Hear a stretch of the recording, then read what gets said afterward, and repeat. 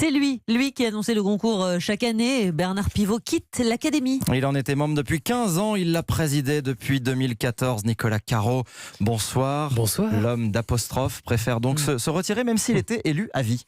Oui, à bientôt 85 ans, Bernard Pivot sature un peu le Goncourt. On en parle une fois par an, en novembre. Mais c'est beaucoup de travail en fait, toute l'année, des voyages pour les Goncourt étrangers, une réunion de travail tous les mois et bien entendu des dizaines et des dizaines de livres à lire.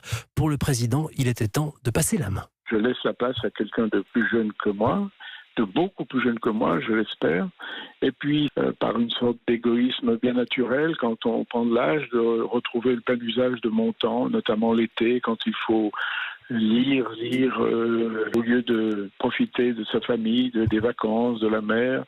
Nicolas, il a été considéré comme un bon président. Oui, adepte du consensus, mais surtout incorruptible. Il a réussi à redresser l'image du Goncourt que l'on accusait parfois de petits arrangements. Mais Bernard Pivot n'était pas destiné à devenir président du Goncourt. C'est d'ailleurs son élection qui reste son meilleur souvenir.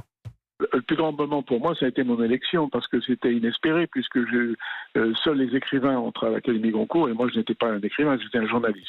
Journaliste littéraire, certes, mais journaliste. Le nouveau président sera élu le 21 janvier prochain. En attendant, c'est la vice-présidente Françoise Chandernagor qui assume la fonction. Bon, il aura plus de temps, il va continuer à lire tous ses livres. Oui, puis Bernard il a Pivot. le JDD aussi, il a sa chronique Puis il dans le reste JDD. membre d'honneur de toute façon. Membre d'honneur, effectivement, c'est mais ça. il ne peut plus voter. Exactement. On verra ce qu'il pense du prochain Goncourt. Merci Nicolas Caro, spécialiste livre d'Europe 1.